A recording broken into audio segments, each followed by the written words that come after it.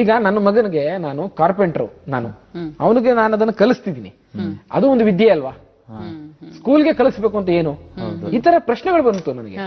ನಾನು ನನ್ನ ಮಗನನ್ನ ಅವನು ಬದುಕೋದು ನನಗೆ ಇಂಪಾರ್ಟೆಂಟ್. ಹೋಗಿ ಒಂದು ಕೆಲಸ ಮಾಡಿ, ನಾನು ನೀವು ಹೇಳಿದ ಹಾಗೆ ಕಡ್ಡಾಯವಾಗಿ 14 ವರ್ಷದ ಒಳಪಟ್ಟ ಮಕ್ಕಳನ್ನ ಶಾಲೆ ಕಳಿಸ್ತೀನಿ.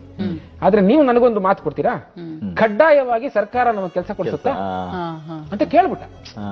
ಆ ಕ್ಷಣಕ್ಕೆ ನಾವು ಉತ್ತರ ಕೊಡ್ಬೇಕು. ಕರೆಕ್ಟ್. ನಾ ಬಹಳ ಚೆನ್ನಾಗಿ ಮಾತಾಡಿದೆ, ಎಷ್ಟು ಅದ್ಭುತವಾದ. ಸರ್ಕಾರ ಎಲ್ರಿಗೂ ಕೆಲಸ ಕೊಡಕ್ಕಾಗತ್ತಾ? ಮತ್ತೆ ಕಾನೂನು ಹೆಂಗ್ ಮಾಡ್ತಾರೆ? ಕಾನೂನು ಮಾಡಿರೋ ಉದ್ದೇಶ ಏನು? ಸಪೋಸ್ ಯೋಚನೆ ಮಾಡಪ್ಪ, ನಿನ್ನ ಹಾಗೆ ಮಹಾತ್ಮ ಗಾಂಧಿ ಅವರ ಅಪ್ಪ ಹೇಳಿದಿದ್ರೆ ನಮಗೊಬ್ರು ಮಹಾತ್ಮ ಗಾಂಧಿ ಸಿಕ್ತಿದ್ರೇನಯ್ಯ? ನಿನ್ನ ಹಾಗೆ ಅಬ್ದುಲ್ ಕಲಾಂ ಅವ್ರ ತಂದೆ ನಂಗೆ ಹೇಳಿದಿದ್ರೆ ಪಕ್ಕದ ದೇಶದವ್ ನಮಗ್ ಬಾಂಬ್ ಹಾಕಕ್ ರೆಡಿ ಆಗಿದ್ದಾನೆ, ಅದನ್ನೆಲ್ಲ ಮಾಡಬೇಡ, ನೀನು ಮರಗೆಲ್ಸ ಮಾಡ್ಕೊಂಡು ಕುತ್ಕೊ ಅಂತ ಹೇಳೋದಕ್ಕೆ ನೀನ್ ಯಾರಯ್ಯ?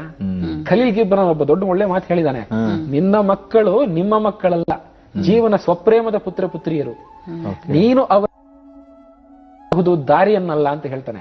ಅದರ ಅರ್ಥ ನಮ್ಗೊಬ್ರು ಸೈಂಟಿಸ್ಟ್ ಬೇಕು, ನಮ್ಗೊಬ್ರು ರಾಷ್ಟ್ರಪತಿಗಳು ಬೇಕು, ಒಬ್ಬ ಪ್ರಧಾನಮಂತ್ರಿ ಬೇಕು ನಮ್ಗೆ. ನೀನ್ ಯಾರು? ನಿನ್ನ ಮಗ ಇಷ್ಟೇ ಮಾಡ್ಬೇಕು ಅಂತ ಡಿಸೈಡ್ ಮಾಡೋದಕ್ಕೆ ಜೀವನದ ಹಿಮ್ಮುಖವಾಗಿ ಹರಿಬಾರದು ಕಣೆ ಅಂತ ಆ ಕ್ಷಣಕ್ಕೆ ಹೇಳಿದೆ.